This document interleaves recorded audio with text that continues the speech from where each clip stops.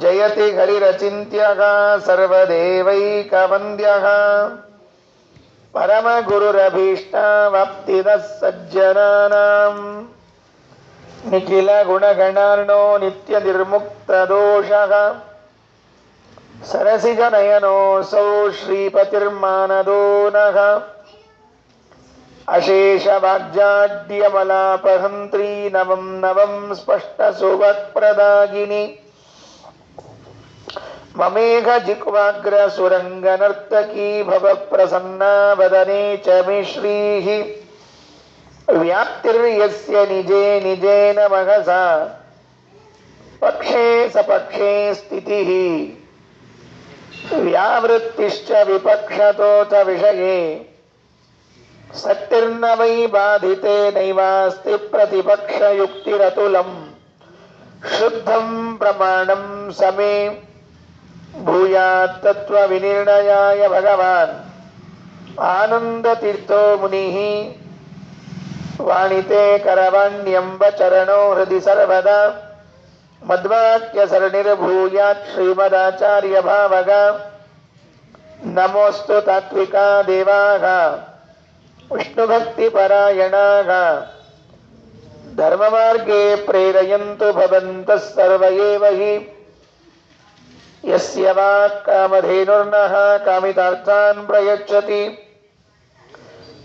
ಸೇವೇತಂ ಜಯ ಯೋಗೀಂದ್ರಂ ಕಾಮಬಾಣಚ್ಛಿದಂ ಸದಾ ಅಸ್ಮದ್ಗುರು ಸಮಾರಂಭಾಂ ಟೀಕಾಕೃತ್ಪಾದಮಧ್ಯಗಾಂ ಶ್ರೀಮದಾಚಾರ್ಯ ಪರ್ಯಂತಾಂ ವಂದೇ ಗುರು ಪರಂಪರಾಂ ಪೃಥ್ವೀಮಂಡಲ ಮಧ್ಯಸ್ಥಾಃ ಪೂರ್ಣಬೋಧಮತಾನುಗಾಃ ವೈಷ್ಣವ ವಿಷ್ಣುಹೃದಯಾಃ ತಾನ್ ನಮಸ್ಸೇ ಗುರೂನ್ ಮಮ ಆಪಾದಮೌಳಿ ಪರ್ಯಂತಂ ಗುರುಣಾಮಾಕೃತಿಂ ಸ್ಮರೇತ್ ತೇನ ವಿಘ್ನಾಃ ಪ್ರಣಶ್ಯಂತಿ ಸಿದ್ಧ್ಯಂತಿ ಚ ಮನೋರಥಾಃ ಓಷ್ಟಾಪಿಧಾನಾನಕುಲೀದಂತೈಃ ಪರಿವೃತಾಪವಿಃ ಸರ್ವಸ್ಯೈವಾಚ ಈಶಾನಾ ಚಾರುಮಾಮಿಹ ವಾದಯೇತ್ ಕಾಂತಾಯ ಕಲ್ಯಾಣ ಗುಣೈಕಧಾಮ್ನೇ ನಮಜ್ಜುನಾಥ ಪ್ರತಿಮಪ್ರಭಾಯ ನಾರಾಯಣಾಯ ಕಿಲಕಾರಣಾಯ ಶ್ರೀಪ್ರಾಣನಾಥಾಯ ನಮಸ್ಕರೋಮಿ ಸ್ಪರ್ಶನಾತ್ ಭಗವತೋತಿ ಪಾವನಾತ್ ಸನ್ನಿಧಾನ ಪದತಾಂ ಗತಾಂ ಹರೇಃ ತ್ರಿಂಶರುದ್ಯತನರೈ ಸುದುರ್ಧರಾಂ ಲೀಲಯಾ ನಯದಿ ಮಾಮಸೌ ಮಠಂ. ಸ್ವಸ್ತಿ ಅಸ್ತು. ಆಚಾರ್ಯರು ಸಮುದ್ರ ತೀರದಲ್ಲಿ ನಿಂತಿರುವಾಗ ದ್ವಾರಕೆಯಿಂದ ಶ್ರೀಕೃಷ್ಣ ಬರ್ತಿದ್ದಾನೆ. ಕೃಷ್ಣ ಆಚಾರ್ಯರ ಮೇಲಿನ ತನ್ನ ಪ್ರೀತಿಯನ್ನು ತೋರಿಸುವುದಕ್ಕಾಗಿ ದ್ವಾರಾವತೀಂ ಸಕಲ ಭಾಗ್ಯವತೀಂ ಉಪೇಕ್ಷಾ ಎಲ್ಲಾ ಬಿಟ್ಟು ಬಂದಂತ ಸಕಲ ಸೌಭಾಗ್ಯಗಳಿಂದ ಕೂಡಿರುವಂತಹ ದ್ವಾರಕೆಯನ್ನ ಬಿಟ್ಟು ಬಾಲ್ಯದ ಮಿತ್ರರಾಗಿರುವಂತಹ ಗೋಪಿಕಾಸ್ತ್ರೀಯರನ್ನೆಲ್ಲರನ್ನ ಬಿಟ್ಟು ಮಾವನ ಮನೆ ತನಿಸಿಕೊಂಡಿರುವಂತಹ ಸಮುದ್ರವನ್ನೂ ತ್ಯಾಗ ಮಾಡಿ ಶ್ರೀಕೃಷ್ಣ ಆಚಾರ್ಯರ ಬಳಿ ಬರ್ತಾ ಇದ್ದಾನೆ. ಪುತ್ರ ಪ್ರೇಮ ಅಂತ ಕರಿಬೇಕಷ್ಟೇ ಇದನ್ನು. ಮಗನ ಮೇಲಿನ ಪ್ರೀತಿ ಹೌದು, ಪುತ್ರ ಪ್ರೇಮವೇ ಅದು. ಯಾಕೆ ಅಂದ್ರೆ ವೇದವ್ಯಾಸ ದೇವರು ಶುಕಾಚಾರ್ಯರು ಮನೆ ಬಿಟ್ಟು ಹೊರಟಾಗ ಪುತ್ರ ಇತಿ ತನ್ಮಯತೆಯ ತರವೋಪಿ ನೇದುಹು, ಮಗನೇ ಹೋಗಬೇಡ ಅಂತಂದ್ರಂತ. ಪುತ್ರ ವಿರಹ, ಮಗನೇ ಹೋಗಬೇಡ ಅಂತ ಹೇಳಿ ವೇದವ್ಯಾಸ ದೇವರು ಶುಕಾಚಾರ್ಯರನ್ನ ಕರೆದಂತೆ ಇಲ್ಲಿ ವ್ಯಾಸರು ಶ್ರೀಕೃಷ್ಣ ಎಲ್ಲಿ ಮಧ್ವಾಚಾರ್ಯರು ಇದ್ರು ಅಲ್ಲಿಗೆ ಬಂದ್ಬಿಟ್ಟು ಹಡಗಿನ ಮೂಲಕ ಹಾಯ್ದುಕೊಂಡು ಬರ್ತಾ ಇದ್ದಾನೆ. ನಾವಿಕ ದಾನ ಕೊಡಬೇಕು ಅನ್ನಂತೆ. ಏನ್ ಕೊಡಬೇಕು ನೀವು ನನ್ನ ಪ್ರಾಣ ಉಳಿಸಿದ್ದಕ್ಕಾಗಿ ಅಂದ್ರೆ ಅದನ್ನು ಗೋಪೀಚಂದನ ಇದೆಯಲ್ಲ ಅದನ್ನು ಕೊಟ್ಟು ಬಿಡು ಅಂತ ಹೇಳ್ಬಿಟ್ರು ಆಚಾರ್ಯ. ಅಪಿ ಸರ್ಷಪ ಮಾತ್ರೇಣ ಗೋಪೀಚಂದನವನ್ನ ಒಂದು ಸಾಸ್ವಿ ಕಾಳಿನಷ್ಟು ದಾನ ಕೊಟ್ಟರು ಸಾಕಂತ. ಬಹಳ ಕೊಡೋದು ಬೇಡ, ಇಷ್ಟು ಬರೀ ಲಟ್ಟನ್ ಕೊಡಬೇಕಾಗಿಲ್ಲ. ಗೋಪೀಚಂದನ ಅಂದ್ರೆ ಒಂದು ಸಾಸ್ವಿ ಕಾಳಿನಷ್ಟು ಗೋಪೀಚಂದ್ರವನ್ನ ದಾನ ಮಾಡಿದ್ರು. ಪುನಾತಿ ಆಸಪ್ತಮಂ ಕುಲಂ, 7 ಕುಲಗಳನ್ನ ಉದ್ಧಾರ ಮಾಡ್ತದಂತೆ, 7 ತಲೆಮಾರುಗಳನ್ನ ಉದ್ಧಾರ ಮಾಡ್ತದಂತೆ ಗೋಪೀಚಂದ್ರ ದಾನ. ಹಚ್ಚುಕೊಳ್ಳೋದಷ್ಟೇ ಅಲ್ಲ, ದಾನ ಮಾಡಬೇಕು ಅಂತ ಹೇಳ್ಯಾರ. ನಾವು ಹಚ್ಕೊಳ್ಳೋದೇ ಇದೇನಾಯ್ತು, ಹಚ್ಕೊಳ್ಳೋರಿಗೆ ದಾನ ಮಾಡ್ಬೇಕಲ್ಲ, ಅದೊಂದು ಒಳ್ಳೆ ಕೆಲಸ. ನಮ್ಗೆ ಹಚ್ಕೊಳ್ಳಿಕ್ಕೆ ಇಂಟ್ರೆಸ್ಟ್ ಇಲ್ಲ, ಬಿಡ್ರಿ, ದಾನ ಕೊಡ್ರಿ, ಏನ್ ತಪ್ಪಾಯ್ತು? ದಾನ ಕೊಟ್ಟಾದರೂ ಅದ್ರ ಪುಣ್ಯ ಲಾಭ ಮಾಡ್ಕೊಳ್ಳಿ ಬರ್ತದೆ. ಕೆಲವೊಂದ್ರೆ ತರ ನಮ್ಗೆ ಅವೆಲ್ಲ ಸೇರಂಗಿಲ್ಲ, ತಿನ್ಲಿಕ್ಕೆ ಉಡ್ಲಿಕ್ಕೆ ಬಿಡು, ಇನ್ನೊಬ್ರಿಗೆ ಮಾಡಿ ಸಾಕು, ನಿನಗೆ ಸೇರಿಲ್ಲ ಅಂದ್ರೆ ಏನ್ ಗಂಟೋಯ್ತು? ಏನ್ ಹಂಗಂದ್ರೆ ನನಗೆ ಸೇರಂಗಿಲ್ಲ, ಇನ್ನೊಬ್ರಿಗೆ ಮಾಡಿ ಸಾಕೋದ? ಅವೆಲ್ಲ ಕೇಳ್ಬೇಡ್ರಿ. ನಮಗೂ ಸೇರಂಗಿಲ್ಲ, ಇನ್ನೊಬ್ರಿಗೂ ಮಾಡ್ಸಾಕಂಗಿಲ್ಲ, ಅದಕ್ಕೆ ಮುಂದೆ ಜನ್ಮ ಸಿಗಂಗೇ ಇಲ್ಲ. ಏನು ಬರೋಬ್ಬರಿ ಆಯ್ತು ವ್ಯವಸ್ಥೆ. ಇದು ಬರೋಬ್ಬರಿ ಇದೆ ವ್ಯವಸ್ಥೆ. ಇದು ನನಗೆ ಯಾವುದು ತಿನ್ಲಿಕ್ಕೆ ಸೇರೋದಿಲ್ಲ ಇವತ್ತು. ಕಾರಣ ಏನ್ ಗೊತ್ತಾ? ಜನ್ಮಾಂತರದಲ್ಲಿ ಇನ್ನೊಬ್ರಿಗೆ ಹಾಕಿಲ್ಲ. ಇನ್ನೊಬ್ಬರಿಗೆ ಜನ್ಮಾಂತರದಲ್ಲಿ ಹಾಕಿಲ್ಲ ಅನ್ನೋದಕ್ಕೆ ಈ ಜನ್ಮದಲ್ಲಿ ಸೇರ್ತಿಲ್ಲ ನನಗದು. ಒಂದು ವೇಳೆ ಈ ಜನ್ಮದಲ್ಲೂ ಹಾಕ್ಲಿಲ್ಲ, ಪರ್ಮನೆಂಟ್ ಆಗಿ ಬಂದ್ ಮಾಡಿಸ್ಬಿಡ್ತಾನೆ ದೇವರಷ್ಟೇ. ಅದಕ್ಕೆ ಯಾವುದು ನಮಗೆ ಇವತ್ತು ಸೇರೋದಿಲ್ವೋ, ಕಾರಣ ಏನೋ ಜನ್ಮಾಂತರದಲ್ಲಿ ದಾನ ಕೊಟ್ಟಿಲ್ಲ, ತಿಂದಿಲ್ಲ, ಉಂಡಿಲ್ಲ, ಉಣಿಸಿಲ್ಲ. ಈ ಸರ್ತಿ ಅದನ್ನ ಹಾಕಿಬಿಡ್ಬೇಕು, ಚೆನ್ನಾಗಿ ಇನ್ನೊಬ್ರಿಗೆ ಹಾಕಿಬಿಡ್ಬೇಕು. ನೋಡ್ರಪ್ಪ, ನಮಗಂತೂ ದೇವರಿಗೆ ಸಲ ಭಾಗ್ಯ ಕೊಟ್ಟಿಲ್ಲ, ತಿನ್ನೋ ಭಾಗ್ಯ ಕೊಟ್ಟಿಲ್ಲ, ನಿಮಗೆ ಕೊಟ್ಟಿದ್ದಾನೆ, ನೀವು ತಿಂದು ದೇವರಲ್ಲಿ ಪ್ರಾರ್ಥನೆ ಮಾಡ್ಕೊಳ್ರಿ, ನಮಗೂ ಅದು ಸಿಗಬೇಕು ಅಂತ ಪ್ರಾರ್ಥನೆ ಮಾಡ್ಕೊಳ್ರಿ. ಹಾಗಾಗಿ ತಿನ್ನೋ, ಉಣ್ಣೋ, ಗೋಪೀಚಂದನ, ವಸ್ತ್ರ, ಎಲ್ಲ ವಸ್ತುಗಳನ್ನ ದಾನ ಮಾಡಬೇಕು. ಹಾಗೆ ಗೋಪೀಚಂದನವನ್ನ ದಾನ ಮಾಡಿದರೆ ಆಸಪ್ತಮಂ ಕುಲಂ, 7 ಕುಲಗಳು ಬೇಡ, 7 ತಲೆಮಾರುಗಳಾದ್ರೂ ಉದ್ಧಾರ ಆಗ್ತದಂತ. ಅದಕ್ಕೆ ಒಂದು ನಿಯಮ ಇಟ್ಕೊಳ್ರಿ. ಉಳಿದ ದಿವಸ ಏನಾಗ್ತದೆ ಬಿಡ್ತದೆ ಗೊತ್ತಿಲ್ಲ. ಏಕಾದಶಿಗೊಮ್ಮೆ ಗೋಪೀಚಂದನ ದಾನ ಕೊಡೋದಂತ ಇಟ್ಕೊಳ್ರಿ. ಜನ್ಮದ ಉದ್ದಕ್ಕೂ ಏನ್ ಗಂಟೋಯ್ತು? ಬಾಳೆಹಣ್ಣು ಕೊಡ್ಬೇಡ್ರಿ, ಒಂದು ತುಂಡು ₹1 ರೊಕ್ಕನೆ ಕೊಡ್ರಿ, ಜಾಸ್ತಿ ಕೊಡ್ಲಿಕ್ಕೆ ಹೋಗಿಲ್ಲ ಅಂದ್ರು. ನಮ್ಮ ಕೈ ಲಘು ಓಡಂಗಿಲ್ರಿ ಅವು. ಹಿಂಗಾಗಿ ಕನ್ಫ್ಯೂಸ್ ಆಗಿ 1 ಕಾಯಿನ್ ಹೋಗಿ 5 ಕಾಯಿನ್ ಬಂದ್ಬಿಟ್ರೆ ಅದು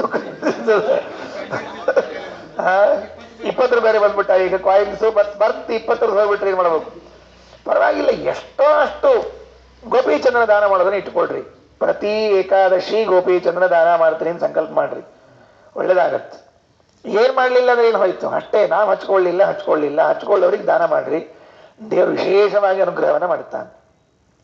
ಅದಕ್ಕೆ ಆ ಗೋಪೀಚಂದ್ರನ ಗಡ್ಡೆಯಲ್ಲಿ ಬಂದ ಕೃಷ್ಣ ಆಚಾರ್ಯರು ತಗೊಂಡ್ರು, ಕರ್ಕೊಂಡು ಬಂದ್ರು, ಶಿಷ್ಯರ ಕೈಯಲ್ಲಿ ಕೊಟ್ಟು, ಶಿಷ್ಯರು ತಗೊಂಡ್ರು, ಅದನ್ನ ಎಸ್ಕೊಂಡ್ರು, ಶಿಷ್ಯರು ತೆಗೆದುಕೊಂಡು ಅದನ್ನು ಸ್ವಚ್ಛ ಮಾಡಿದ್ರಂತ. ಶಿಷ್ಯ ಕೈ ಸ್ತ್ರೀ ಚತುರೈ ಜಲಾಶಗೆ ಶೋಧಯನ್ನಿಹ ತಥೋ ವ್ಯಗಾಹಯತ. ತಗೊಂಡು ಬಂದ್ರು, ಸರೋವರದಲ್ಲಿ ಸ್ವಚ್ಛ ಮಾಡಿದ್ರು. ಎಲ್ಲ ಆ ಗೋಪೀಚಂದ್ರನ ಹತ್ತಿದ್ದನ್ನೆಲ್ಲ ತೆಗೆದ್ರು, ತೊಳೆದ್ರು. ಅದಾದ ಮೇಲೆ ಆಚಾರ್ಯರು ಮೊಟ್ಟ ಮೊದಲ ಬಾರಿ ಅದನ್ನು ಸ್ಪರ್ಶ ಮಾಡಿದ್ರಂತೆ. ಹೇಗಿರ್ಬೇಡ ಸ್ಪರ್ಶ ಮಾಡಿದ್ದು. ಮೊಟ್ಟ ಮೊದಲ ಬಾರಿ ಆ ಕೃಷ್ಣ ಪ್ರತಿಮೆಯನ್ನು ಸ್ಪರ್ಶ ಮಾಡಿದ್ದಿದ್ರೆ, ಸ್ಪರ್ಶನಾತ್ ಭಗವತೋತಿ ಪಾವನಾತ್ ಸನ್ನಿಧಾನ ಪದತಾಂ ಗತಾಂ ಹರೇಗೆ ತ್ರಿಂಶದುದ್ಯತ ನರೈ ಸುದುರ್ಧರಾಂ ಲೀಲಯಾನ ಯದಿ ಮಾಮ ಸೋಮಟಂ. ಸ್ಪರ್ಶನಾತ್ ಮುಟ್ಟಿಬಿಟ್ರು. ಯಾವಾಗ ವಾಯುದೇವರ ಕೈಯ ಸ್ಪರ್ಶ ಆಯಿತೋ ಪ್ರಾಣ ಪ್ರತಿಷ್ಠೆ ಆಗೋಯ್ತು. ಅವರೇ ಪ್ರಾಣದೇವರು. ಆ ಪ್ರಾಣದೇವರ ಹಸ್ತ ಸ್ಪರ್ಶ ಆದ ಕೂಡಲೇ ಪ್ರಾಣ ಪ್ರತಿಷ್ಠೆ ಆಗೋಯ್ತು. ಮೂರ್ತಿಗಳಲ್ಲಿ, ದೇವಸ್ಥಾನಗಳಲ್ಲಿ ಪ್ರತಿಷ್ಠೆ ಮಾಡುವಾಗ ಮೊದಲು ಪ್ರಾಣ ಪ್ರತಿಷ್ಠಾಪನೆ ವಿನಿಯೋಗ, ಪ್ರಾಣ ಪ್ರತಿಷ್ಠಾ ಮಾಡಬೇಕಾಗ್ತದೆ. ಪ್ರತಿ ಮೂರ್ತಿಗಳಲ್ಲೂ ಕೂಡ ಏನ್ ಮಾಡಬೇಕು? ಪ್ರಾಣದ ಪ್ರತಿಷ್ಠಾವನ್ನ ಮಾಡಬೇಕಾಗ್ತದೆ. ಇಲ್ಲೇನಿಲ್ಲ, ಆಚಾರ್ಯರು ಮುಟ್ಟಿದ ಕೂಡಲೇ ಪ್ರಾಣ ಪ್ರತಿಷ್ಠಾ ಆಗೋಯ್ತು. ಇದು ಬಹಳ ಸ್ವಾರಸ್ಯ. ಅದು ತಪೋಬಲ, ಆಚಾರ್ಯರ ಯೋಗ್ಯತಾ. ಅದು ಉಳಿದ ಕಡೆಗೆ ಅರ್ಚಕರ ತಪೋಬಲ. ಇಲ್ಲಿ ಸ್ವಯಂ ವಾಯುದೇವನಾದದ್ದರಿಂದ ಅವರು ಪ್ರಾಣಶಕ್ತಿ ಮುಟ್ಟಿದ ಕೂಡಲೇ ಅದರೊಳಗೆ ಭಗವಂತನ ಸನ್ನಿಧಾನ ಬಂದು ಹೋಗ್ಬಿಡ್ತು. ಬಂದು ಹೋಗ್ಬಿಟ್ರೆ ಮುಟ್ಟಿದ ಮೇಲೆ ಶಿಷ್ಯರಿಗೆ ಹೇಳಿದ್ರಂತೆ, ತಗೊಂಡು ಒಳಗೆ ಬರ್ರಿ ಮಠದೊಳಗೆ ಅಂತ. ಹಿಂದೆ ಬರುವಾಗ 3-4 ಮಂದಿ ಹಿಡ್ಕೊಂಡು ತಂದಿದ್ರು. ಆಚಾರ್ಯರ ಸ್ಪರ್ಶ ಆದ ಮೇಲೆ 30 ಮಂದಿ ಹಿಡ್ಕೊಂಡ್ರಂತೆ. ಅದನ್ನು 30 ಮಂದಿ ಸೇರಿದರೂ ಎತ್ತಲಿಕ್ಕೆ ಆಗ್ತಿಲ್ಲ ಆ ಕೃಷ್ಣನ ಪ್ರತಿಮೆಯನ್ನ. ಮೊದಲು ಎಷ್ಟಿತ್ತು? 3 ಇತ್ತು, ಈಗ 30 ಆಯಿತು.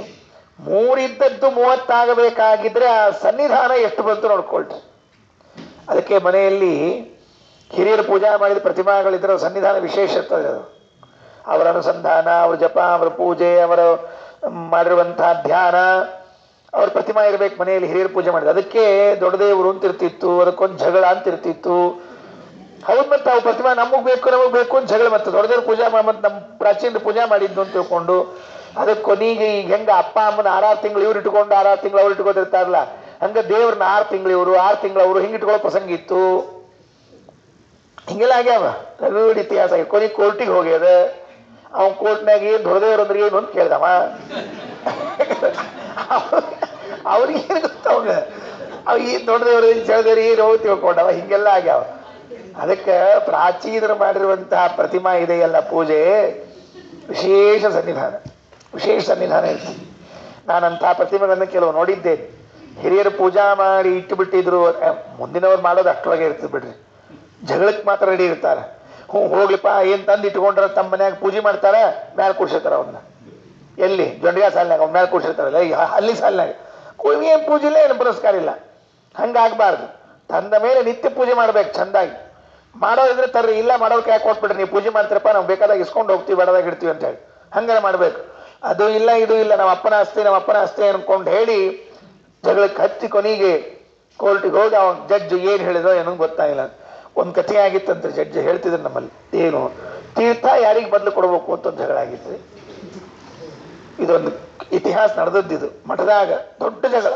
ನಮಗೆ ತೀರ್ಥ ಮೊದಲು ಕೊಡ್ಬೇಕು, ನಮಗೆ ತೀರ್ಥ ಮೊದಲು ಕೊಡ್ಬೇಕು, ಯಾರಿಗೆ ಕೊಡ್ಬೇಕು? ಈ ಮಂತ್ರಸ್ತಾಚಾರ ಆ ಮಂತ್ರಸ್ತಾಚಾರ ಯಾರಿಗೆ ಕೊಡ್ಬೇಕು ಗೊತ್ತು. ಕೊನೆಗೆ ಕೋರ್ಟಿಗೆ ಹೋತ್ರಿ. ಅದು ತೀರ್ಥ ಯಾರಿಗೆ? ಅವನ್ ತೀರ್ಥ ಅಂದ್ರೆ ಏನಂತ ಏನೋ ಇವಾಗ ನಮ್ದು ಇದ್ದಿದ್ದಿಲ್ರಿ, ಬ್ರಿಟಿಷರ ಕಾಲಕ್ಕೆ ಇತ್ತದು, ಈಗಲ್ಲ. ಬ್ರಿಟಿಷರ ಕಾಲ ಅವ್ನು ಹೋಲಿ ವಾಟರ್ ಅಂತ ಹೇಳ್ದ ಕೊನೆಗೆ.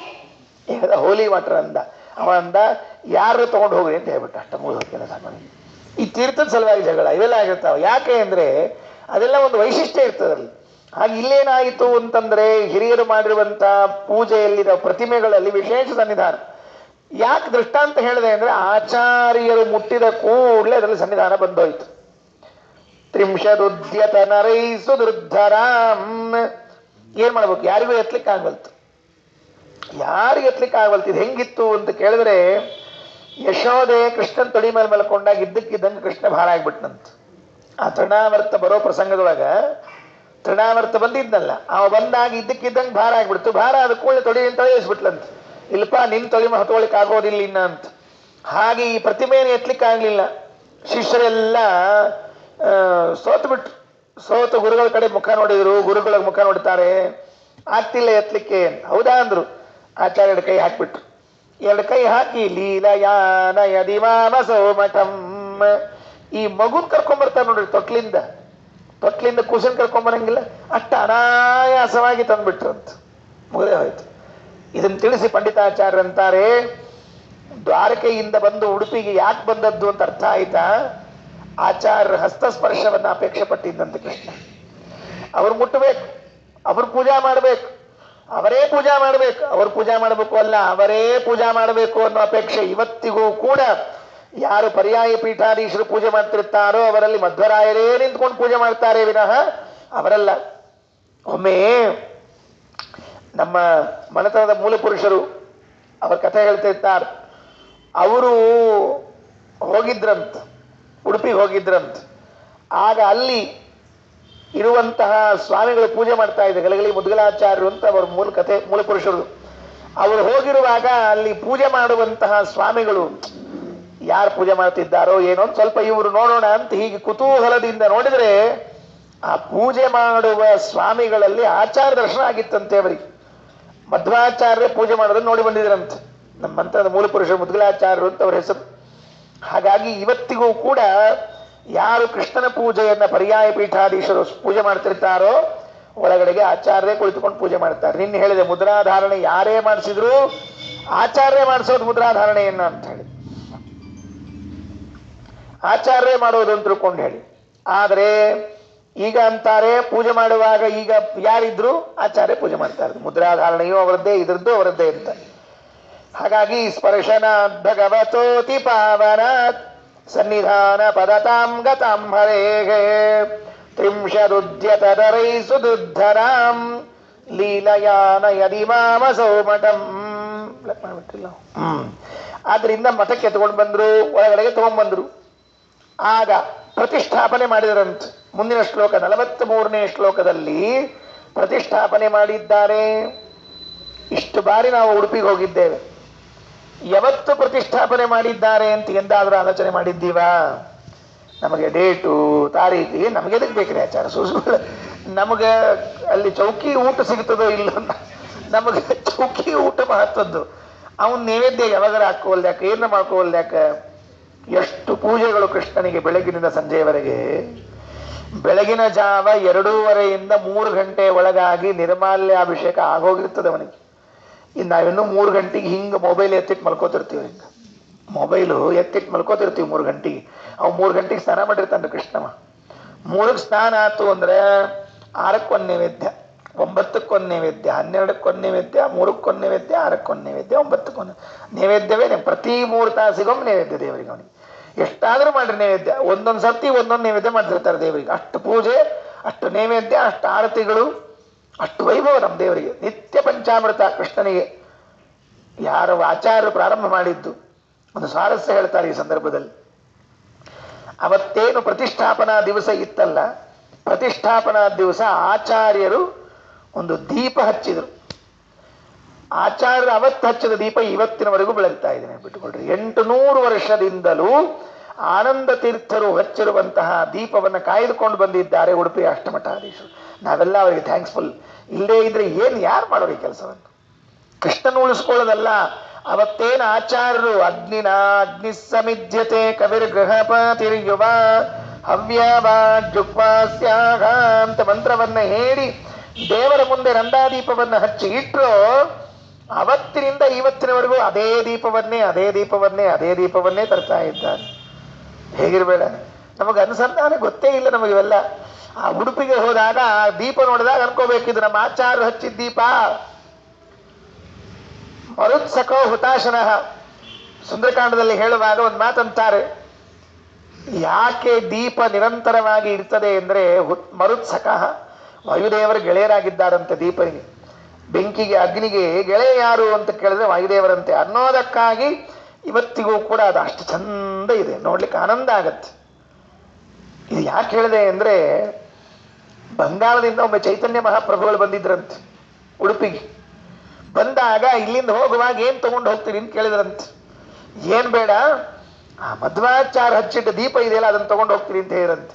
ಅವರೊಂದು ದೀಪ ಮುಡಿಸ್ಕೊಂಡು ತಗೊಂಡು ಹೋಗಿದ್ರಂತೆ.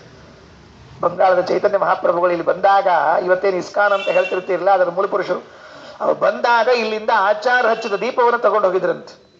ಹಂಗಿರಬೇಡ, ನಮ್ಮ ಆಚಾರ ದೀಪ ಹಚ್ಚಿದ್ದು ಅದು ಪ್ರತಿಷ್ಠಾಪನೆ ದಿವಸ ಸರಿಯಾಗಿ. ಅಗ್ನಿನ ಅಗ್ನಿ ಸಮಿದ್ಯತೆ ಕವಿರ್ಗೃಹಪತಿರ್ಯುವ ಪ್ರತಿಷ್ಠಾಪನೆ ಮಾಡಿದರು. ಈ ಪ್ರತಿಷ್ಠಾಪನೆ ಮಾಡೋ ಕಾಲಕ್ಕೆ ಹ್ಯಾಕೆ ಪ್ರತಿಷ್ಠಾಪನೆ ಮಾಡಬೇಕು? ಯಾಕೆ? ಅವತ್ತಿರೋದೆಲ್ಲ ಬೇರೆ ಬೇರೆ ಪದ್ಧತಿಗಳು, ಶುದ್ಧವಾದ ಪದ್ಧತಿ ಇದ್ದಿದ್ದಿಲ್ಲ ಪ್ರತಿಷ್ಠಾಪನೆ ಮಾಡೋದಕ್ಕಾಗಿ. ಆಚಾರ್ಯರು ಈಗೇನು ಕೃಷ್ಣ ಬರುವಾಗ 12 ಸ್ತೋತ್ರವನ್ನು ಹೇಳ್ಕೊಂಡು ಕರ್ಕೊಂಡು ಬಂದಿದ್ರೋ ಹಾಗೆ ಇನ್ನೊಂದು ಗ್ರಂಥ ರಚನೆ ಮಾಡಿದ್ರಂತೆ. ತಂತ್ರಸಾರ ಸಂಗ್ರಹ ಅಂತ ಮತ್ತೊಂದು ಗ್ರಂಥ ರಚನೆ ಮಾಡಿದ್ರಂತ ಆಚಾರ್ಯ. ಯಾಕೆ ತಂತ್ರಸಾರ ಸಂಗ್ರಹ ರಚನೆ ಮಾಡಿದ್ರು? ಅದ ರಚನಾ ಅಂದ್ರೆ ಸಂಗ್ರಹ ಮಾತ್ರ. ಇಲ್ಲಿ ತಂತ್ರಸಾರ ಅಂತ ಮೂಲದಲ್ಲಿ ವಿಷ್ಣು ಬರೆದಿದ್ದಾನೆ ಭಗವಂತ. ಯಾವ ಯಾವ ಕ್ರಮದಲ್ಲಿ ಪೂಜೆ, ಪ್ರತಿಷ್ಠಾಪನೆಗಳು, ರಥ ಹೇಗಿರಬೇಕು, ಪ್ರತಿಮಾ ಹೇಗಿರಬೇಕು ಎಲ್ಲ ದೇವರೇ ಹೇಳಿದ್ದಾನೆ. ಆ ಹೇಳಿದ್ದರ ಸಂಗ್ರಹವನ್ನ ಮಾಡಿ ಆಚಾರ್ಯರು ತಂತ್ರಸಾರ ಸಂಗ್ರಹ ಅಂತ ಒಂದು ಗ್ರಂಥ ಬರೆದ್ರು. ಆ ಗ್ರಂಥೋಕ್ತ ಕ್ರಮದಲ್ಲಿ ಪ್ರತಿಷ್ಠಾಪನ ವಿಧಿ, ಹೋಮ ಮಾಡಬೇಕಂತೆ. ಈಗ ಕಟ್ಟಿಗೆ ಪ್ರತಿಮಾ ಮಾಡಿಸ್ತೀರಿ ಅಂತ ಇಟ್ಕೊಳ್ರಿ. ದೇವರಿಗಾಗಿ ಕಟ್ಟಿಗೆ ಪ್ರತಿಮೆ ಮಾಡಿಸ್ತಿದ್ದೀರಿ ಅಂದ್ರೆ ಒಂದು ಮರ ಕಡಿಬೇಕು.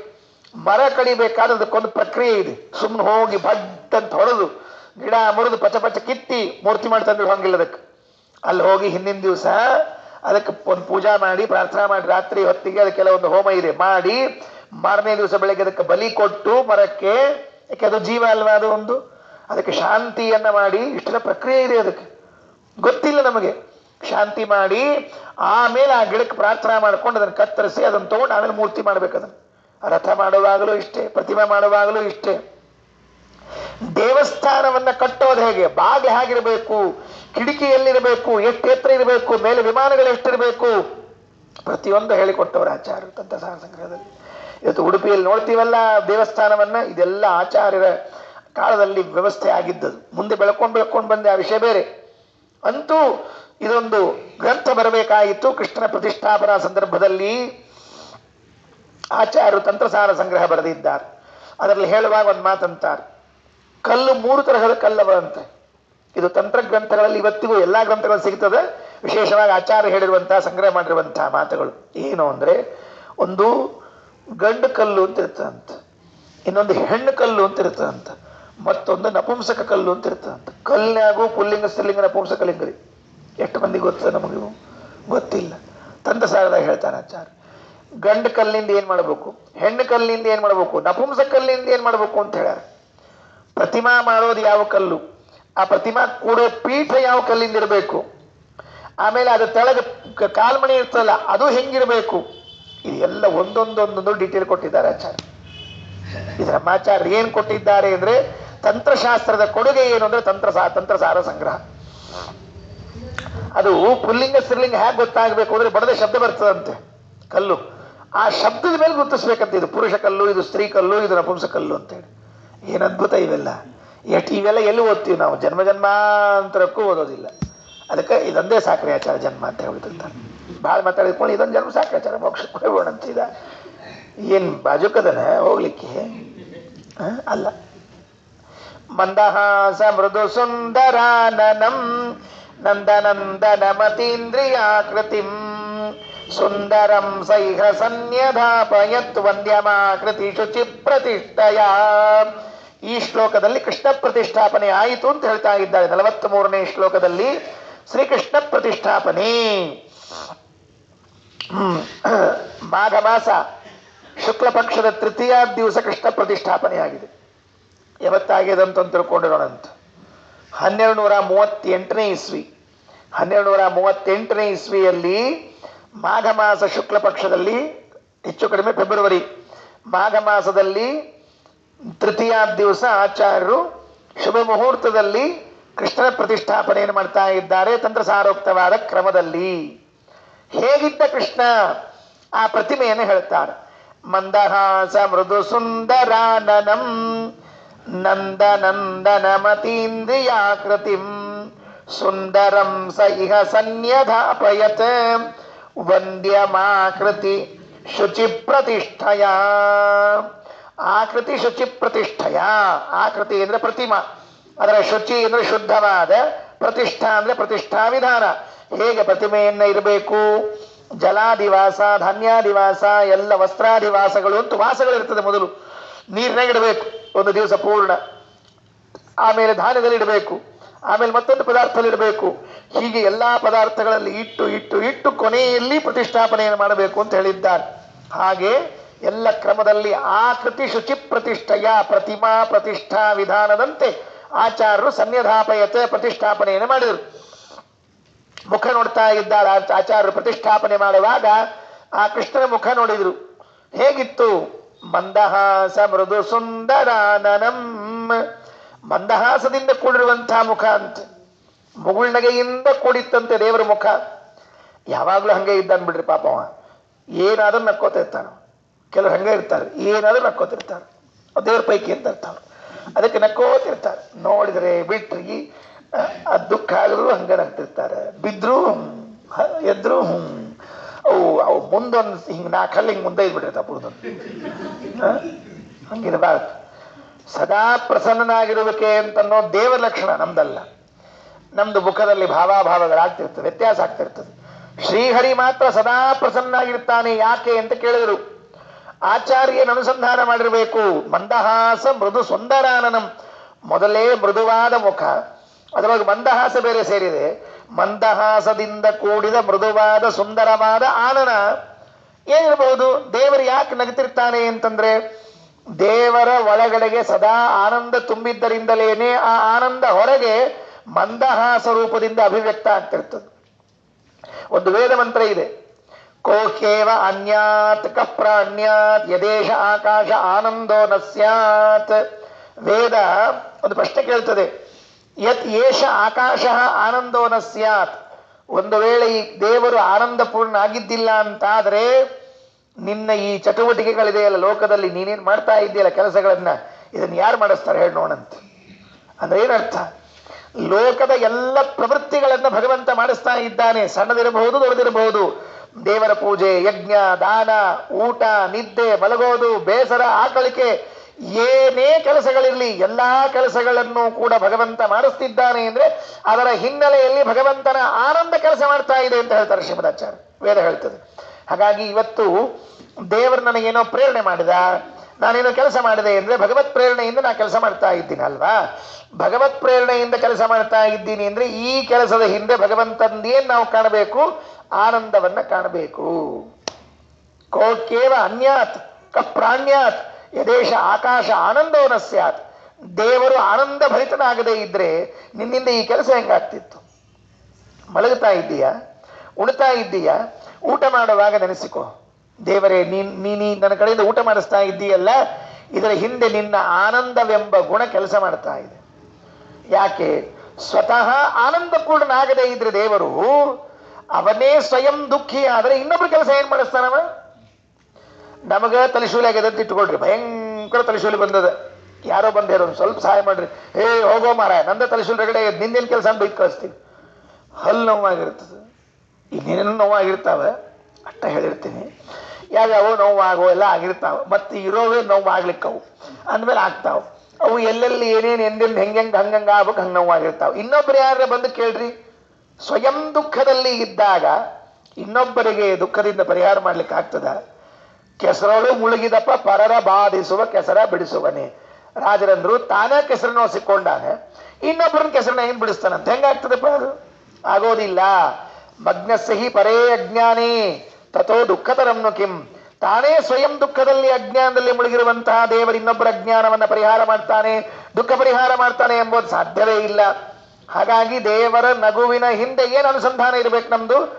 ಮಂದಹಾಸ ದೇವರೊಳಗೆ ಆನಂದ ತೋರಿಸ್ತದೆ. ನಾವು ಮಾಡುವಂತಹ ಪ್ರತಿಯೊಂದು ಕ್ರಿಯೆಗಳು ದೇವರ ಆನಂದವನ್ನು ಸೂಚನೆ ಮಾಡ್ತಾ ಇದೆ. ಅಂದ ಮೇಲೆ ನಾವು ಕೆಲಸವನ್ನ ಮಾಡುವಾಗ ಆನಂದದಿಂದ ಮಾಡಬೇಕು. ಯಾಕೆ ಆನಂದದಿಂದ ಮಾಡಬೇಕು? ಅತುಗೋತ ಮಾಡಬಾರ್ದ್ರಿ. ಅಯ್ಯೋ ಧನುರ್ಮಾಸ ಥಂಡಿ ಬೆಳಿಗ್ಗೆದ್ದೆಲ್ಲಿ ಮಾಡಬೇಕು ಅನ್ನಬಾರದು. ಮಾಘ ಮಾಸ ಎಲ್ಲಿ ಹೇಳೋದ್ರಿ ಆಚಾರ ಅನ್ನಬಾರದು. ಏನೇ ಇರಲಿ ನಾವು ಪ್ರತಿಯೊಂದು ಕ್ರಿಯೆಯನ್ನು ಮಾಡುವಾಗಲೂ ಕೂಡ ಆನಂದದಿಂದ ಮಾಡಬೇಕು. ಯಾಕೆ? ಪ್ರೇರಣೆ ಮಾಡುವಂತಹ ಸ್ವಾಮಿ ಆನಂದದಿಂದ ಮಾಡುವಾಗ ನಾವ್ಯಾಕೆ ಮಾಡಬಾರ್ದು? ಅದಕ್ಕೆ ದೇವರಲ್ಲಿ ಆಚಾರ ಅನುಸಂಧಾನ ಮಾಡಿದ್ದು ಮಂದಹಾಸ ಮೃದು ಸುಂದರಾನನಂ ನಂದನಂದನಂ. ನಂದನಂದನಾಮ ಅತೀಂದ್ರಿಯಾಕೃತಿಂ. ನಮ್ಮ ಕಣ್ಣಿಗೆ ಕಾಣೋದಿಲ್ಲ, ಆದರೆ ಒಳಗಡೆಗೆ ಅತೀಂದ್ರಿಯನಾಗಿ ಇದ್ದಾನೆ. ಸುಂದರಂ ಸಹಿ ಅಸನ್ಯಧಾಪಯದ್ ವಂದ್ಯಂ ಆಕೃತಿ ಶುಚಿ ಪ್ರತಿಷ್ಠಯ. ಅಂತೂ ಮಾಘ ಮಾಸದ ಶುಕ್ಲ ಪಕ್ಷದ ತೃತೀಯ 1238ನೇ ಇಸ್ವಿಯಲ್ಲಿ ಆಚಾರ್ಯರು ಉಡುಪಿ ಕ್ಷೇತ್ರದಲ್ಲಿ ಶ್ರೀಕೃಷ್ಣ ಪರಮಾತ್ಮನ ಸ್ಥಾಪನೆಯನ್ನ ಮಾಡಿ ಲೋಕಕ್ಕೆಲ್ಲ ಪರಮಾನುಗ್ರಹವನ್ನು ಮಾಡಿದ್ದಾರೆ, ಪರಮೋಪಕಾರವನ್ನು ಮಾಡಿದ್ದಾರೆ. 800 ವರ್ಷ ಕಳೆದರೂ ಕೂಡ ನಾವು ಇನ್ನೂ ಕೃಷ್ಣ ನೆನೆಸ್ಕೊಳ್ತೇವೆ, ಆಚಾರ್ಯ ನೆನೆಸ್ಕೊಳ್ತೇವೆ. ಇವತ್ತಿಗೆ ನಮಗೆ ಏನಾದರೂ ಸಣ್ಣ ದುಃಖ ಬಂದರೆ, ದೊಡ್ಡ ದುಃಖ ಬಂದರೆ ಪರಿಹಾರಕ್ಕಾಗಿ ಉಡುಪಿಗೆ ಓಡಿ ಹೋಗ್ತೀವಿ, ತಕ್ಷಣ ಪರಿಹಾರ ಮಾಡಲಿಕ್ಕಿದ್ದಾನೆ ದೇವರು ಅಂತ. ಯಾಕೆ ಸ್ಥಾಪನೆ ಮಾಡಿದರು? ಸಂಕಲ್ಪ ಮಾಡುವಾಗಲೇನೆ ಸಿದ್ಧಿ ವಿಘ್ನ ಮುಖ ದೋಷ ಭೇಷಜಂ. ನಮ್ಮ ಮೋಕ್ಷ ಮಾರ್ಗದ ಸಾಧನೆಯಲ್ಲಿ ಬರುವಂತಹ ಅಡ್ಡಿಗಳನ್ನು ಪರಿಹಾರ ಮಾಡುವುದಕ್ಕಾಗಿ ಕೃಷ್ಣ ಇದ್ದಾನೆ. ನಮಗೇನೇ ವಿಘ್ನ ಬರಲಿ, ಕಷ್ಟ ಬರಲಿ, ನೋವು ಬರಲಿ, ಮನಸ್ಸಿನಲ್ಲಿ ನೆನೆಸ್ಕೊಳ್ರಿ, ಶ್ರೀಕೃಷ್ಣ ನೆನೆಸ್ಕೊಳ್ರಿ, ಉಡುಪಿ ಕೃಷ್ಣ ನೆನೆಸ್ಕೊಳ್ರಿ, ಆಚಾರ್ಯರಿಂದ ಪ್ರತಿಷ್ಠೆಗೆ ಒಳಗಾಗಿರುವ ಕೃಷ್ಣ ನೆನೆಸ್ಕೊಳ್ರಿ, ಎಲ್ಲ ಪರಿಹಾರ ಮಾಡ್ತಾನೆ, ನಿಶ್ಚಿತವಾಗಿ ಪರಿಹಾರ ಮಾಡ್ತಾನೆ ಸ್ವಾಮಿ.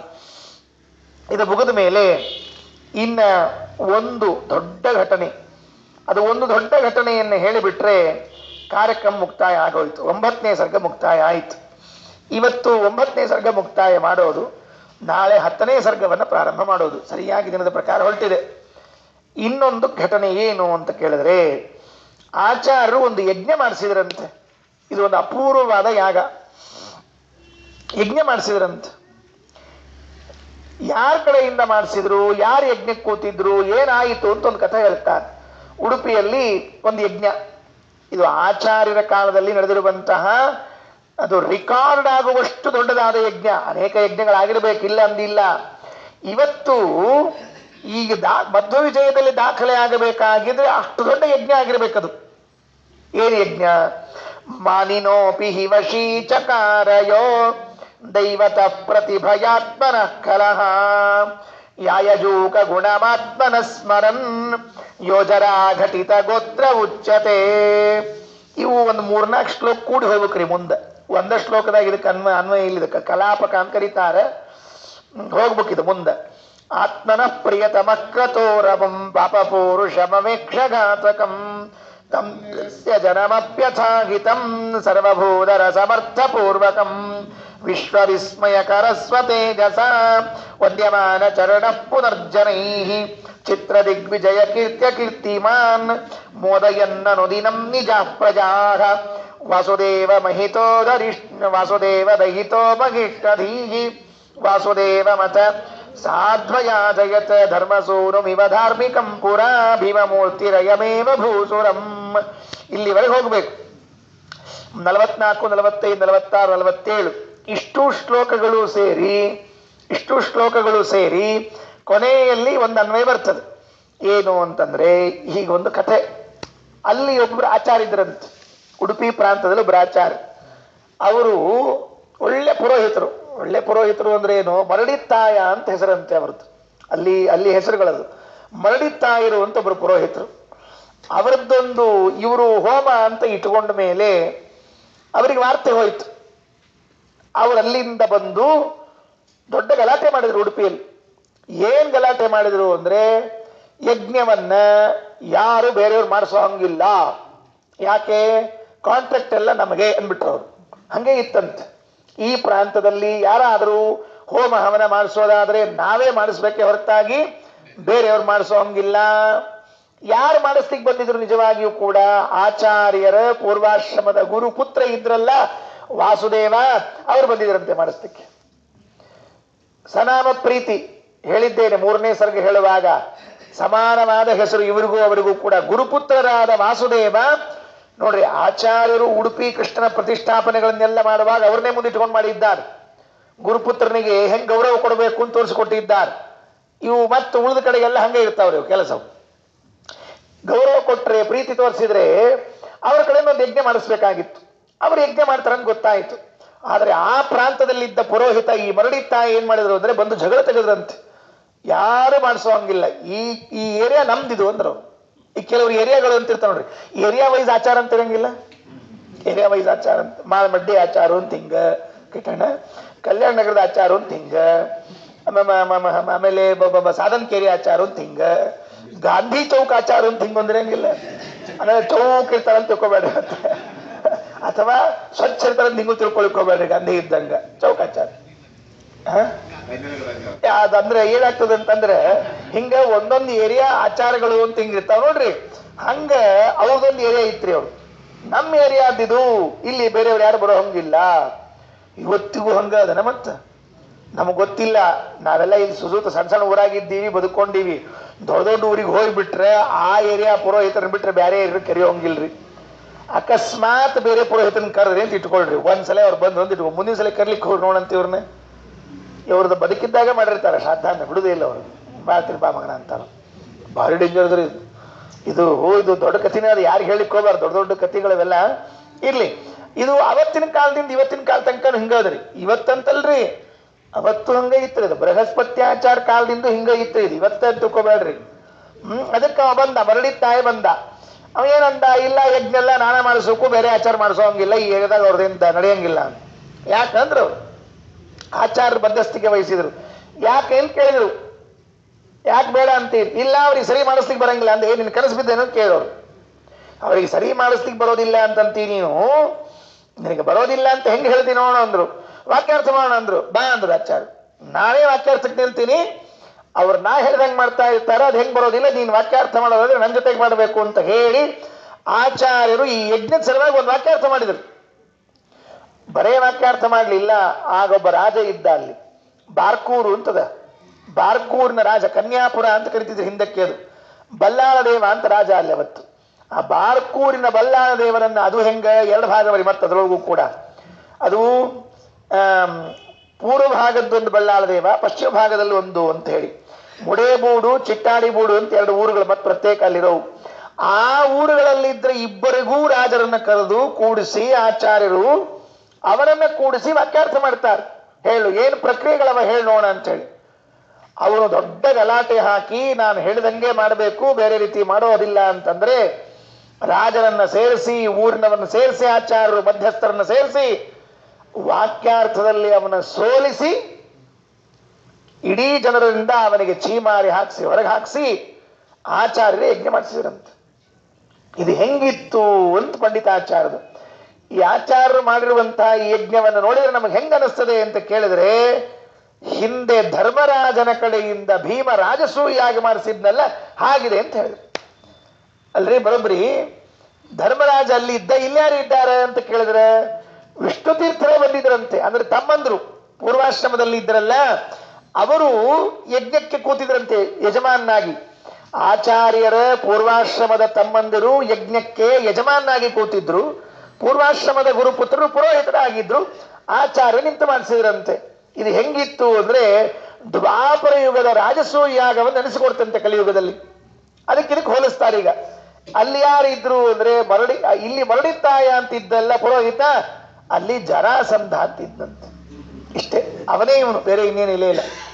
ಕೆಲವು ಹಂಗೆ ಇರ್ತಾರೆ ಕಲಿಯುಗದಾಗ, ಅವರೇ ಹುಟ್ಟಿ ಬಂದಿರ್ತಾರೆ ಅಂತ ಕೆಲವು ಅಂತಿರ್ತಾರೆ. ಇಲ್ಲಿ ಮಾನಿನೋಪಿ ವಶೀಚಕಾರಯೋ ದೈವತ ಪ್ರತಿಭಯಾತ್ಮನ ಕಲಹ ಯಾಯಜೂಕ ಗುಣಮಾತ್ಮನ ಸ್ಮರನ್ ಯೋಜರಾ ಘಟಿತ ಗೋತ್ರ ಉಚ್ಯತೆ. ಮಾನಿನಃ ಅಪಿ ವಶೀಚಕಾರ, ಭಾರಿ ಭಾರಿ ಜ್ಞಾನಿಗಳನ್ನ ಇವರು, ಇದು ಮರಡಿತ್ತಾಯರ ವಿಚಾರ ಹೇಳೋದಿದ್ರೆ ಅಲ್ಲಿದ್ದ ಎಲ್ಲ ಪಂಡಿತರನ್ನು ಕೂಡ ವಶೀಚಕಾರ ತನ್ನ ವಶದಲ್ಲಿ ಮಾಡ್ಕೊಂಡ್ಬಿಟ್ಟಿದ್ದಂತೆ. ದೈವತ ಪ್ರತಿಭಯಾತ್ಮನ ಕಲಹ, ಒಳ್ಳೆ ದೈವದತ್ತವಾದ ಪ್ರತಿಭೆ ಇತ್ತು. ಆ ದೈವದತ್ತವಾದ ಪ್ರತಿಭೆಯಿಂದ ಎಲ್ಲರನ್ನ ಎಳೆದುಬಿಟ್ಟಿದ್ದಂತೆ. ಎಲ್ರಿಗೂ ಹೇಳ್ತಿದ್ದಂತೆ, ಯಾಯಜೂಕ ಗುಣಂ ಆತ್ಮನ ಸ್ಮರನ್. ಪುರೋಹಿತಿ ಯಾರಾದ್ರೂ ಮಾಡಿಸಿದ್ರೆ ನಾನೇ ಮಾಡಿಸ್ಬೇಕು, ಬೇರೆ ಯಾರು ಬರೋ ಹಂಗಿಲ್ಲ. ಏನವನ ಹೆಸರು? ಯೋಜರಾ ಘಟಿತ ಗೋತ್ರ ಉಚ್ಚತೆ. ಜರಾಘಟಿತ ಗೋತ್ರ ಅಂದ್ರೆ ತುಳುವಿನಲ್ಲಿ ಟ್ರಾನ್ಸ್ಲೇಟ್ ಮಾಡಿದರೆ ಮರಡಿತ್ತಾಯ ಅಂತ ಬರ್ತದಂತೆ. ಅದನ್ನೇ ಬರೆದಿದ್ದಾರೆ ಪಂಡಿತಾಚಾರ್ಯರು. ಜರಾಘಟಿತ ಗೋತ್ರೋ ಜರಾ ಸಂಬದ್ಧ ಗೋತ್ರ ಮರಡಿತ್ತಾಯ ಇತ್ಯಪಭ್ರಷ್ಟ ಭಾಷಾ, ಭಾವಪ್ರಕಾಶಕಾದಲ್ಲಿ ಹೇಳುವಾಗ. ಜೊತೆಗೆ ಜರಾಘಟಿತ ಗೋತ್ರ ಅಂದ್ರೆ ಜರಾಸಂಧ ಅಂತ ಹೆಸರಂತೆ. ಎರಡು ಅದನ್ನು ತುಳುವಿನಲ್ಲಿ ಬದಲಾವಣೆ ಮಾಡಿದ್ರೆ ಮರಡಿತ್ತಾಯ ಆಗ್ತದೆ. ಇದರಲ್ಲಿ ಬದಲಾವಣೆ ಮಾಡಿದ್ರೆ ಜರಾಸಂಧ ಇರ್ತಾನವ. ಜರಾಸಂಧ ಅಂದ್ರೆ ಏನ್ರಿ? ಅವ ಭಾರಿ ಭಯಾನಕ ಇದ್ರಿ ಅವ. ಯಾಕಂದ್ರೆ ಒಂದು 22 ಸಾವಿರ ರಾಜಕುಮಾರ ಹೇಳ್ಕೊಂಡು ಇಟ್ಬಿಟ್ಟಿದ್ದಂತ ಜೈಲ್ನಾಗ. ಯಾಕೆ ಇಟ್ಟಿದ್ದ ಅಂತ ಕೇಳಿದ್ರೆ, ನರಬಲಿ ಕೊಟ್ಟು ಯಜ್ಞ ಮಾಡ್ತೀನಿ ಅಂತ ಕೂತಿದ್ದಂತವ್. ಶಿವನಿಗೆ ಪ್ರೀತಿಯಾಗಲಿ ಅಂತ ತಿಳಿದುಕೊಂಡು ರಾಜಕುಮಾರರು 22,000 ಮಂದಿ ರಾಜಕುಮಾರರು ಒಮ್ಮೆ ಸ್ವಚ್ಛ ಪೂರ್ಣ ಭೂಮಿಯೊಳಗಿಂದ. ಮತ್ತೆ ಹಂಗಾದ್ರೆ ಮುಂದೆ ಗತಿ ಏನ್ರಿ ನೋಡಂತ. ಇವ ಇಷ್ಟು ಮಂದಿ ರಾಜಕುಮಾರನ್ನ ಅವು ನರಕಾಸುರ 16,000 ಮಂದಿ ಕನ್ಯಾಗಳನ್ನ. ಅಂದ್ರೆ ಒಂದ ವರ ಶಾರ್ಟೇಜ್ ಬೀಳ್ಬೇಕು, ಇಲ್ಲ ಕನ್ಯಾ ಶಾರ್ಟೇಜ್ ಬೀಳ್ಬೇಕು. ಈ ಕಡೆ ಕನ್ಯಾಗಳ ಲಗ್ನ ಆಗ್ಲಾರ್ದ ಕೂತ್ರ ಋಷಪಂಚಮಿ ಕಾರ್ಯಕ್ರಮ, ವರಗಳ ಲಗ್ನ ಆಗ್ಲ ಕೂತ್ರ ಭೀಷ್ಮ ಪಂಚಮ ಕಾರ್ಯಕ್ರಮ. ಒಟ್ಟು ಎಲ್ಲಿಗೂ ಒಂದು ಪಂಚಮಿ ಬರಬೇಕೆಷ್ಟು ಕಾರ್ಯಕ್ರಮ, ಋಷಪಂಚಮಿಯರಾಗ್ಲಿ ಭೀಷ್ಮ ಪಂಚಮಿಯರಾಗ್ಲಿ ಒಟ್ಟೊಂದು ಆಗ್ಬೇಕು. ಅಲ್ರಿ ಆಚಾರ ಬರೋಬ್ರಿ. ಅವ್ ಮಾಡಿ ಏನ್ ಲಾಭ ಅಂದ್ರೆ ಅವ್ರ ಆಸ್ತಿ ಎಲ್ಲ ಇವ್ರ ಹೆಸರ್ಲೆ. ಯಾಕ? ಮದುವೆ ಇಲ್ಲ, ಮಕ್ಕಳಿಲ್ಲ, ಉತ್ತರಾಧಿಕಾರಿ ಇಲ್ಲ ಅಂದ್ಮೇಲೆ ಆಸ್ತಿ ಯಾರಿಗಪ್ಪ? ಅದು ಇವ್ರಿಗೆ. ಅವ ಯಾರೋ ಬಂದಿದ್ದಲ್ಲ ಬ್ರಿಟಿಷ್ ಕಂಪನಿ ಅಧಿಕಾರಿ, ಅವನ ಹೆಸರು ಏನೋ ಇತ್ತಲ್ಲ, ಡೌಲ್ ಹೌಸ್, ಅವೇನೋ ಯಾರೋ ಇದ್ನಲ್ಲ, ಮಾಡಿದ್ದಲ್ಲ ಇದೇ ಕೆಲಸ. ಏನ್ ಮಾಡಿದ್ದವ? ಮಕ್ಕಳಿಲ್ದೆ ಇದ್ರೆ ಆಸ್ತಿ ಎಲ್ಲ ಕಂಪನಿಗೆ ಸೇರ್ಬೇಕು ಅಂತ ಮಾಡಿದ್ದವ. ಅವ ಯಾರು ಗೊತ್ತಾತಿಲ್ಲ ಈಗ? ಒಂದಂಶ ಜರಾಸಂಧ, ಇನ್ನೊಂದಂಶ ನರಕಾಸುರ. ಇಷ್ಟೇ ಅವನ ಅಂಶ. ಅದಕ್ಕೆ ಯಾಯಜೂಕ ಗುಣಮಾತ್ಮನ ಸ್ಮರನ್ ಯೋಜರಾ ಘಟಿತ ಗೋತ್ರ ಉಚ್ಯತೆ. ಪ್ರಸಂಗದಲ್ಲಿ ಒಂದು ನೆನಪಾಗ್ತದೆ, ಹೇಳ್ಬಿಡ್ತೀನಿ. ಥಾಮಸ್ ಮೆನ್ರೋ ಅಂತ ಒಬ್ಬ ಬಂದಿದ್ದ ಈ ಅಧಿಕಾರಿ. ಯಾರಿಗೆ ಮಂತ್ರಾಲಯ ಪ್ರಭುಗಳ ಅನುಗ್ರಹ ಆಗಿದೆ, ಅವನ ಥಾಮಸ್ ಮೆನ್ರೋ ಅಂತ ಅವನ ಹೆಸರು. ಮಂತ್ರಾಲಯ ಪ್ರಭುಗಳ ಜೊತೆ ಮಾತಾಡಿದ್ದಾನವನು.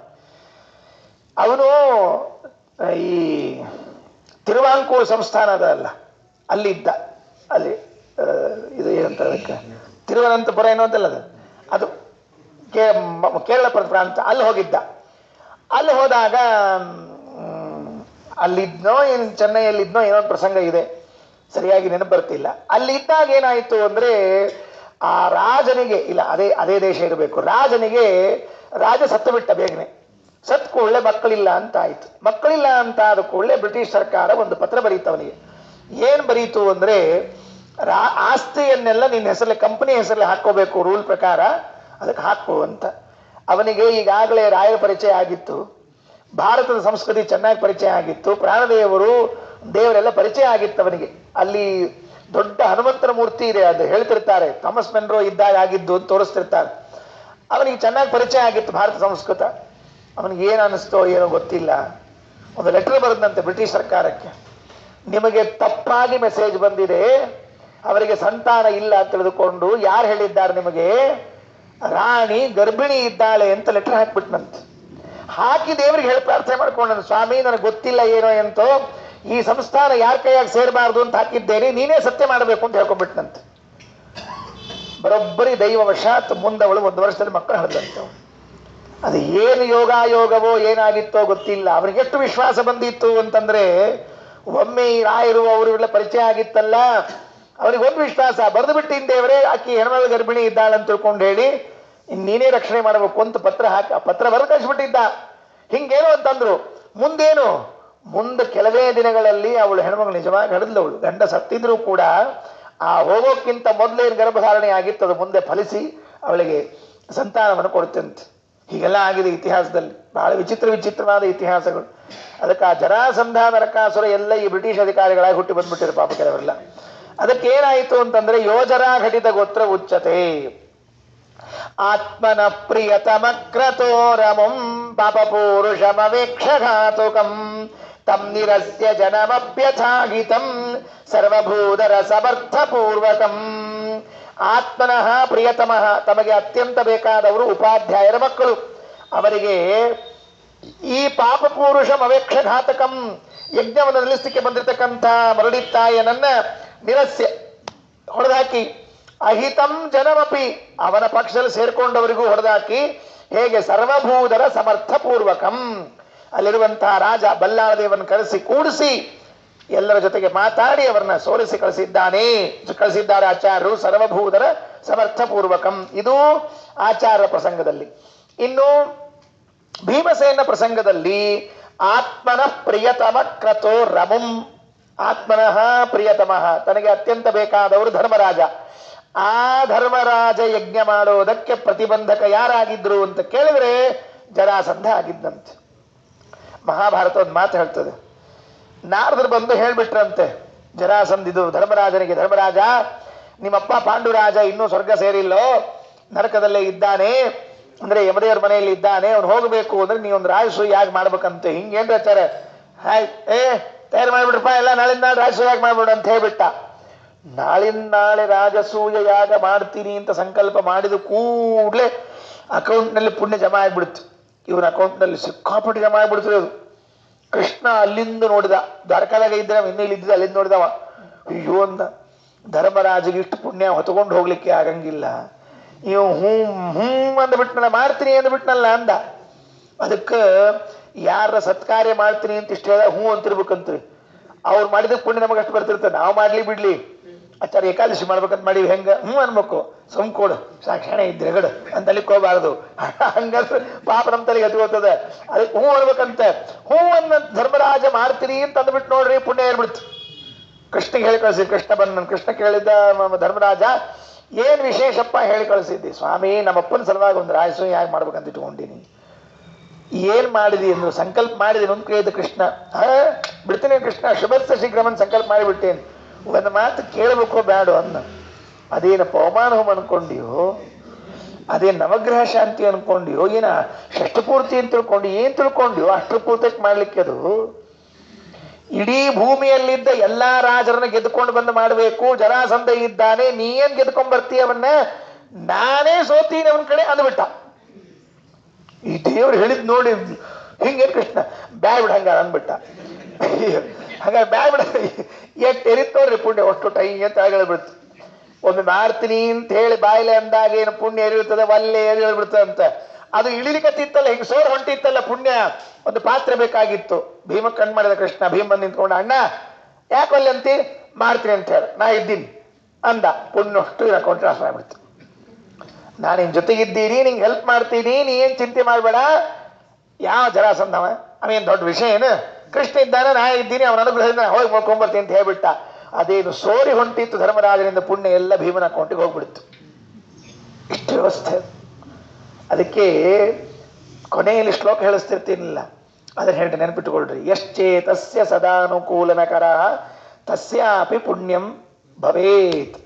ಯಾರು ಮಾಡುವುದಕ್ಕೆ ಅನುಕೂಲ ಮಾಡಿಕೊಳ್ತಾರಲ್ಲ ಅವಗೂ ಪೂರ್ಣವಾದ ಫಲ ಬರ್ತದಂತೆ. ಯಥಾ ಸ್ಯಾತ್ ಭೀಮಸ್ಯ ಕ್ರತೂತ್ತಮ ಅಖಿಲಂ ಪುಣ್ಯಂ ನ ವೈ ಧರ್ಮಜೇ. ಧರ್ಮರಾಜನಿಗೆ ಅಷ್ಟು ಪುಣ್ಯ ಸಿಗಲಿಲ್ಲ, ಮಾಡ್ತೀನಿ ಅಂತ ಸಹಕಾರ ಮಾಡಿದ್ನಲ್ಲ ಭೀಮ, ಅವನಿಗೆ ಪುಣ್ಯ ಬಂದು ಹೋಯ್ತಂತೆ. ಅದನ್ನೇ ಹೇಳ್ತಾ ಇದ್ದೆ ನಿತ್ಯದಲ್ಲಿ ಇವಾಗ. ಅದರಿಂದ ಯಾರಾದರೂ ಸತ್ಕಾರ ಮಾಡ್ತಾ ಇದ್ರೆ ಮಾಡ್ತೀನಿ ಮಾಡ್ತೀನಿ ಅಂತಿದ್ರೆ ಮಾಡ್ರಿ ಮಾಡ್ರಿ ಮಾಡ್ರಿ ಅನ್ಬೇಕಂತ. ಹೋಗಿ ಭೀಮ ಜರಾಸಂಧನ ಜೊತೆಗೆ ಯುದ್ಧ ಮಾಡಿ ಜರಾಸಂಧನನ್ನ ಹೊಡೆದು ಕೊಂದು ಸುಮ್ಮನೆ ಬರಲಿಲ್ಲ. ಅದಕ್ಕೆ ಹೇಳಿದರು, ಆತ್ಮನ ಪ್ರಿಯತಮ ಕ್ರತೋ ರಮಂ ಪಾಪ ಪೂರುಷಮವೇಕ್ಷ ಘಾತಕಂ ತಂ ನಿರಸ್ಯ ಜನಮಪ್ಯಥಾಹಿತಂ ಸರ್ವಭೂದರ ಸಮರ್ಥಪೂರ್ವಕಂ.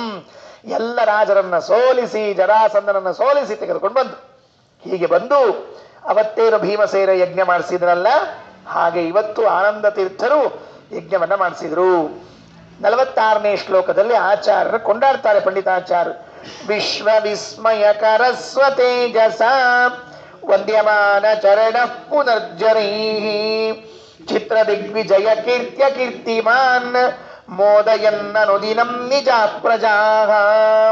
ವಿಶ್ವವಿಸ್ಮಯಕರ, ಜಗತ್ತಿಗೆ ಪ್ರತಿಕ್ಷಣವೂ ಆನಂದವನ್ನ ಆಶ್ಚರ್ಯವನ್ನ ಉಂಟು ಮಾಡುವಂತಹ ಆಚಾರ್ಯರು.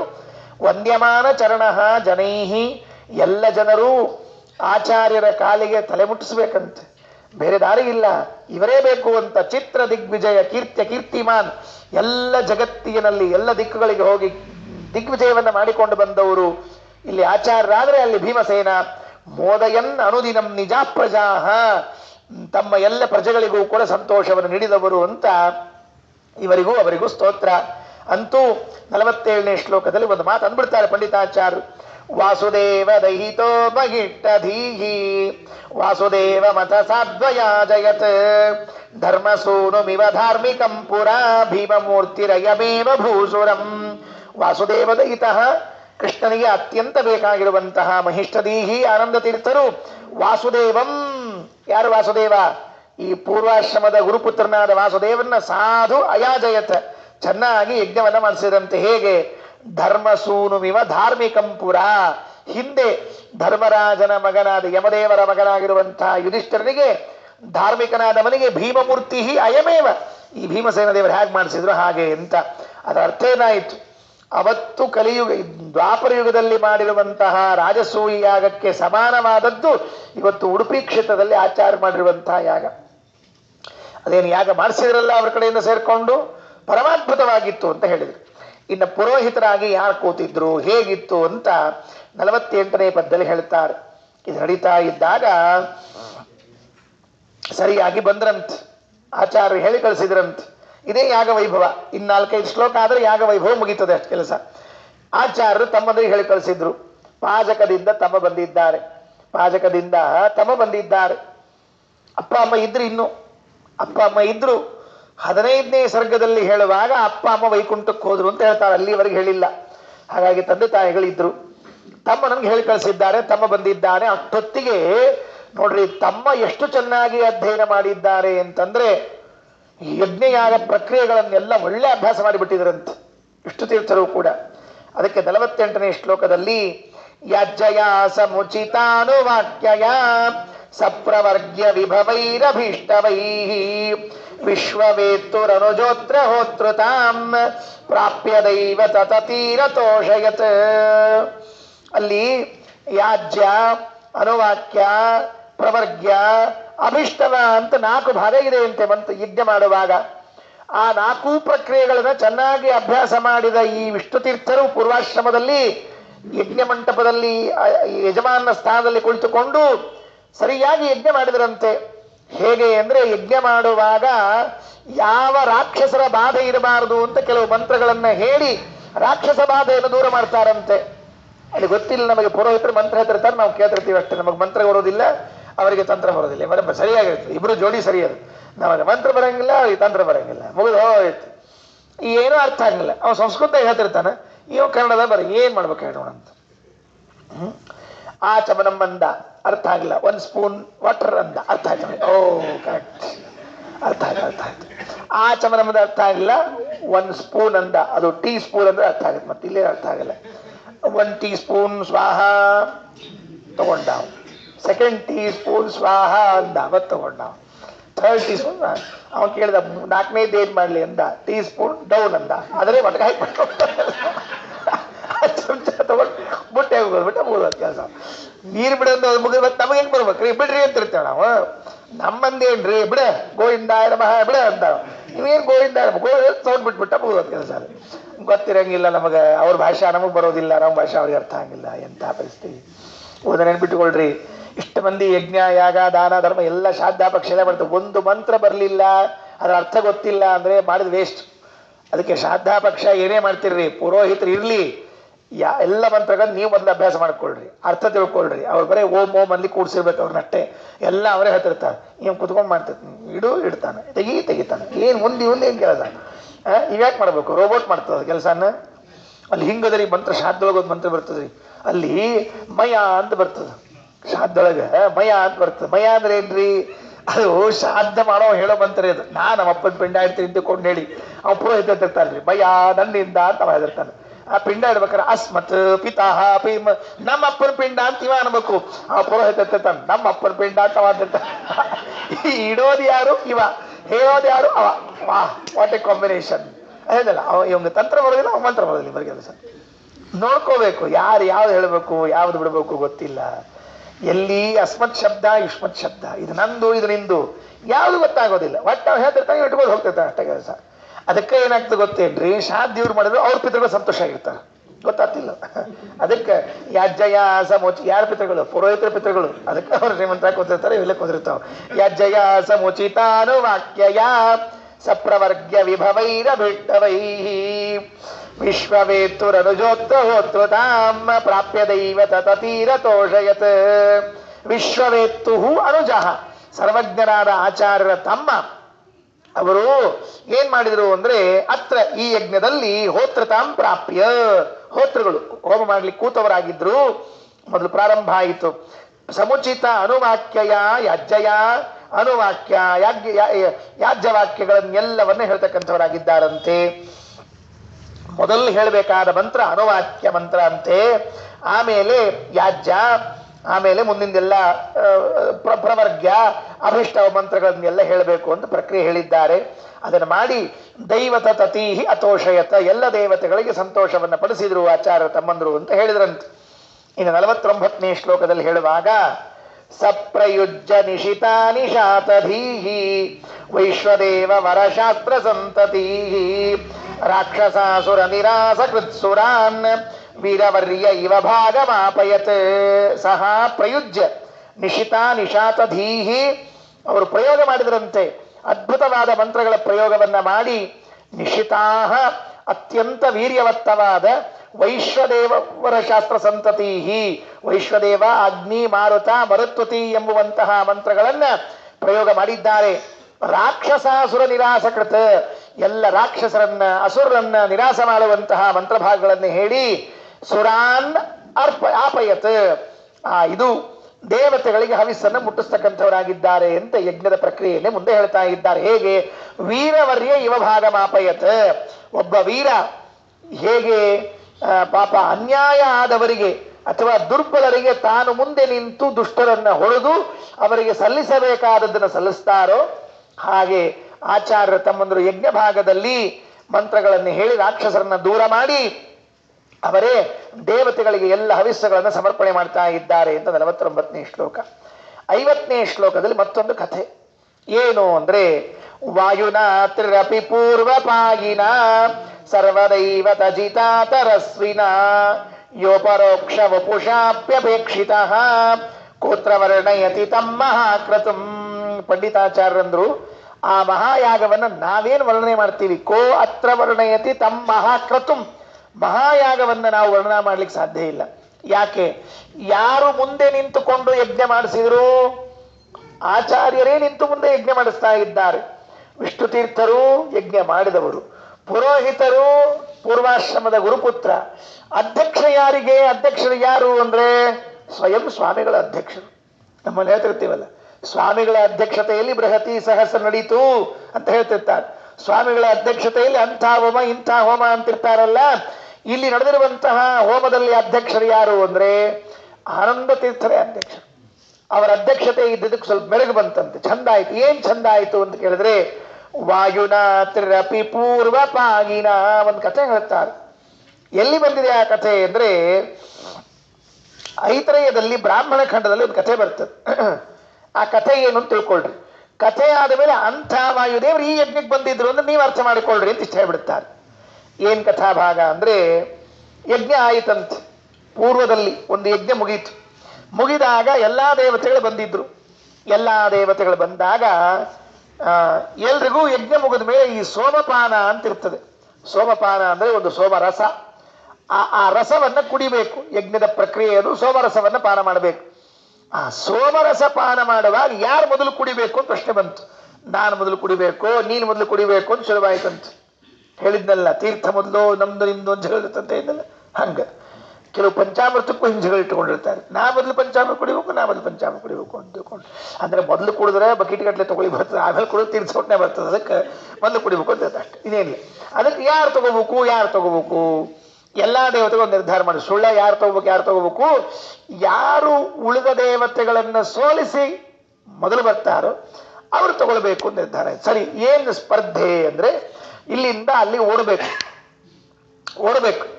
ಅಲ್ಲಿ ಯಾರು ಮೊದಲು ಬಿಡ್ತಾರಲ್ಲ ಅವರು ಈ ಸೋಮಪಾನಕ್ಕೆ ಮೊದಲು ಅರ್ಹರಾಗ್ತಾರೆ ಎಂದ್ರು.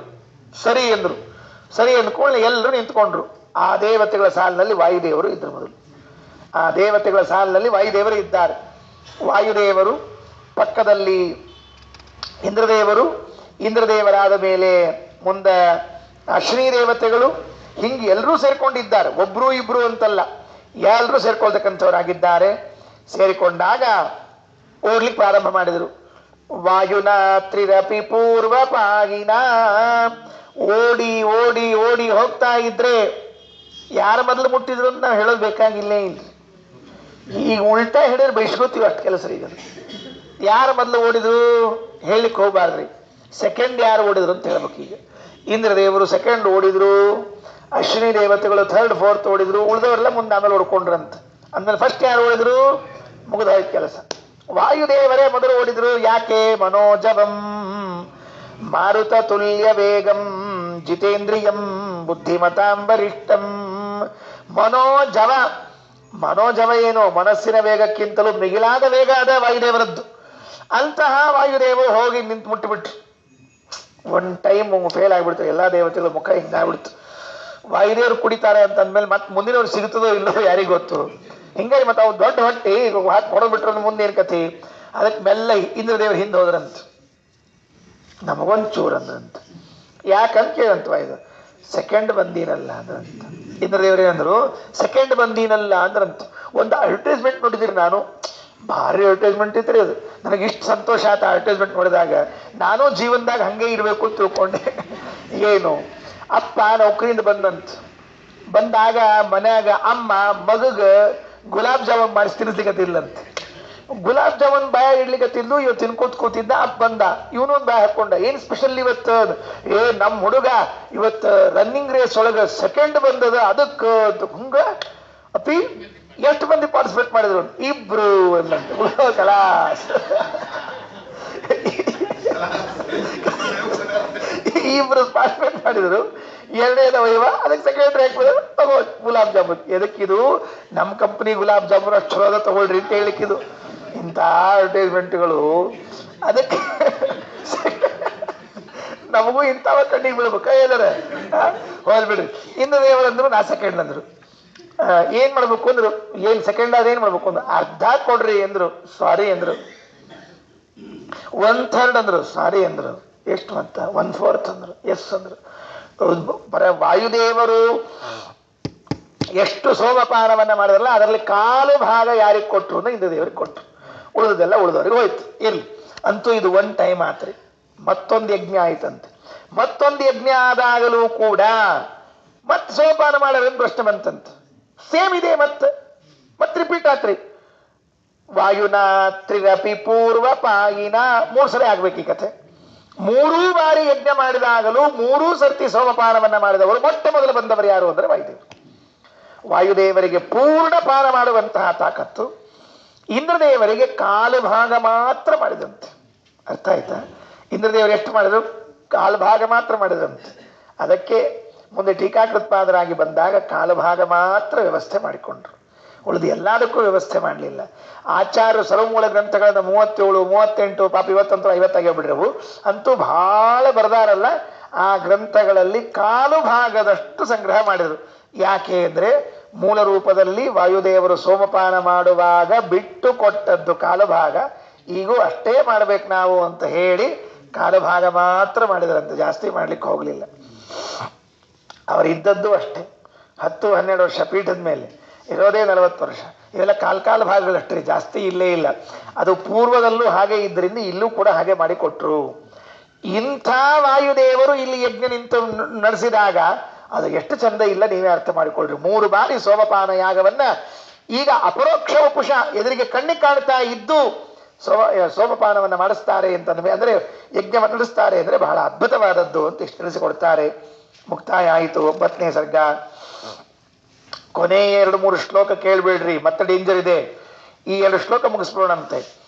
ಬ್ರಹ್ಮವೇದನ ನಿವಿಷ್ಟ ಚೇತಸಾಂ ಕರ್ಮ ತತ್ರ ಕರಣಾಂತರಂ ಭವೇತ್ ಜ್ಞಾಪಯನ್ನಿತಿ ಪರಾತ್ಮವೇದಕಃ ಕರ್ಮ ಧರ್ಮಮಪಿ ಸಖ್ಯ ಚೀಕರತೆ. ಒಂದು ಪ್ರಶ್ನೆಯನ್ನು ಮಾಡಿಕೊಳ್ತಾರೆ ನಾರಾಯಣ ಪಂಡಿತಾಚಾರ್ಯ. ಆಚಾರ್ಯರು ಸನ್ಯಾಸಿಗಳು, ಜ್ಞಾನ ಪ್ರಧಾನ ಅವರಿಗೆ. ಎಲ್ಲ ಕಡೆಗಳಲ್ಲೂ ಪಾಠ ಪ್ರವಚನ ಮಾಡುವಾಗ ಜ್ಞಾನವೇ ಮುಖ್ಯ, ಜ್ಞಾನವೇ ಮುಖ್ಯ ಅಂತ ಹೇಳಿದವರು ಇವತ್ತಿದನ್ನು ನಿಂತು ಹೋಮ ಮಾಡಿಸಿದ್ರು, ಅವರು ಕರ್ಮವನ್ನು ಮಾಡಿಸಿದ್ರು. ಒಂದು ಪ್ರಶ್ನೆ ಸುಮ್ಮನೆ ಮಧ್ಯದಲ್ಲಿ, ಜ್ಞಾನ ಇಂಪಾರ್ಟೆಂಟ್ ಇದ್ದ ಹೊತ್ತಿನೊಳಗೆ ಕರ್ಮ ಯಾಕೆ ಮಾಡಿಸಿದ್ರು ಮತ್ತೆ ಆಚಾರ್ಯರು ಅಂದ್ರೆ, ಅದಕ್ಕೆ ನಾರಾಯಣ ಪಂಡಿತಾಚಾರ್ಯ ಉತ್ತರ ಕೊಡ್ತಾರೆ.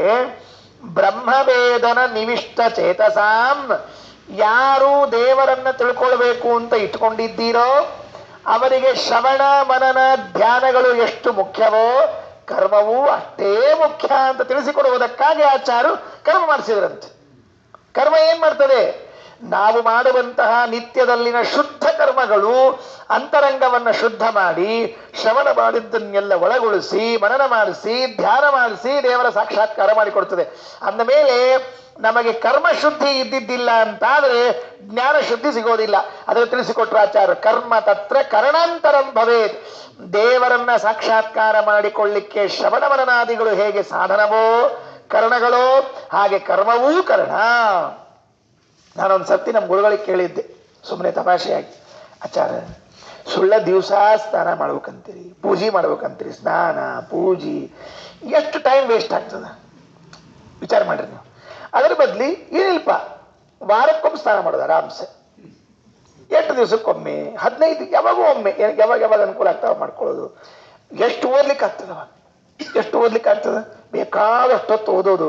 ಈ ಸಂಧ್ಯಾ ವಂದನೆ ಪೂಜೆ 3 ತಾಸು 4 ತಾಸು ಮಾಡ್ಕೋತ ಕೂತ್ರೆ ಮುಗಿಯಂಗೆ ಇಲ್ಲ, ಹೌದಲ್ರಿ? ತೊಂದರೆ ಇಲ್ಲ. ಅದಕ್ಕೆ ನೋಡಿ ಕಡೆ ಹೇಳ್ಬೇಕಲ್ಲ, ಅದಕ್ಕೆ ಹಿಂಗಾಗಿ ಇಷ್ಟು ಇನ್ನಾಕೆ ನಮ್ಮ ಗುರುಗಳು ಒಂದೇ ಮಾತು, ನೋಡಪ್ಪ ಹೌದು ಕರೆಕ್ಟ್, ನೀ ಸರಿ ಅದ, ಸ್ನಾನ ಬೇಡ, ಪೂಜೆ ಬೇಡ, ಸಂಧ್ಯಾ ಎಲ್ಲ ಬೇಡ, ಬರೋಬ್ಬರಿ 24 ತಾಸು ಓದ್ಲಿಕ್ಕೆ ಬರ್ತದೆ. ಆದ್ರೆ ಆ ಓದಿದ್ದು ಹತ್ತದಂತ ತಿಳ್ಕೊಂಡೆ ಅಂತಲೇ ಆಗಂಕೆ ನಮ್ಮ ಆಚಾರ. ಓದಿದ ತಲೆ ಹೋಗ್ತಂತ ತಿಳ್ಕೊಂಡಿಂತ ಯಾಕಂತ ಕೇಳಿದ, ನಿನ್ನ ದೇಹ ಎಷ್ಟೊತ್ತು ಹೊಲಸು ನಾರ್ತಿರ್ತದೆ ಅಷ್ಟೊತ್ತು ಜ್ಞಾನ ಒಳಗೆ ಹೋಗಂಗಿಲ್ಲ ನೆನ್ಬಿಟ್ಟು ಬಂದ್ರು. ದೇಹ ಎಷ್ಟೊತ್ತು ಕೊಳಿತಿರ್ತದೆ ಅಷ್ಟೊತ್ತು ಜ್ಞಾನ ಒಳಗೆ ಹೋಗಂಗಿಲ್ಲ. ಅದಕ್ಕೆ ನಾ ಏನ್ರಿ ಎಂದೆ, ಕರ್ಮ ಮಾಡಬೇಕು, ಕರ್ಮದಿಂದ ದೇಹ ಮನಸ್ಸು ಶುದ್ಧ ಹಾಕೋತ ಹೋಗ್ತದೆ. ಅದು ಶುದ್ಧ ಆದಂಗ ಒಳಗೆ ಜ್ಞಾನ ಇಳ್ಕೋತ ಹೋಗ್ತಾ ಹೊರತಾಗಿ ಬರೇ ಹಂಗ ಇದ್ರೆ ಏನಾಗಿ ಇಲ್ಲದೆ ಇದ್ರೆ ವಾರಕ್ಕೊಮ್ಮೆ ಸೆಂಟ್ ಹಾಕೋಬೇಕಾಗ್ತದೆ ಅಷ್ಟು. ಅಂದ್ರೆ ದಿವಸ ಹಾಕೊಂಡು ಹೊಡ್ಕೊಂಡು ಸ್ನಾನ ಹಂಗೆ ಮಾಡಬಾರ್ದಪ್ಪ. ಅದಕ್ಕೆ ದಿವಸ ಕರ್ಮವನ್ನು ಮಾಡಬೇಕು, ಸ್ನಾನ ಮಾಡಬೇಕು.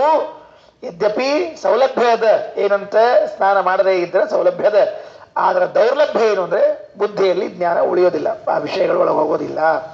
ಬ್ರಹ್ಮ ಏದನ ನಿವಿಷ್ಟ ಚೇತಸಾಂ ಕರ್ಮ ತತ್ರ ಕರಣಾಂತರಂ ಭವೇತ್ ಜ್ಞಾಪಯನ್ನಿತಿ ಪರಾತ್ಮವೇದಕಃ ಕರ್ಮ ಧರ್ಮಮಪಿ ಸಖ್ಯ ಚೀಕರತ್. ಆದ್ರಿಂದ ಆಚಾರ್ಯರು ಕರ್ಮವನ್ನು ಮಾಡಿಸಿದ್ರು. ಯಾನಿ ಯಾನಿ ಚರಿತಾನಿ ಯಾನಿ ಈಡಿತಾನಿ ಚ ಮನೋಹರಾಣ್ಯಹೋ ತಾನಿ ತಾನಿ ಚ ವಿತಾನಿ ಚೇತ್ಸೋ ವಿಶ್ವ ವಿಸ್ಮಯಕರಾಣಿ ಭಾಂತಿ. ಇವತ್ತು ಕೊನೆಯ ಶ್ಲೋಕ ಉಳ್ಕೊಂಡಿದೆ, ನಾಳೆ ದಿವಸ ಮುಕ್ತಾಯ ಮಾಡೋಣಂತೆ. ಶ್ರೀಕೃಷ್ಣಾರ್ಪಣ ಮಸ್ತು.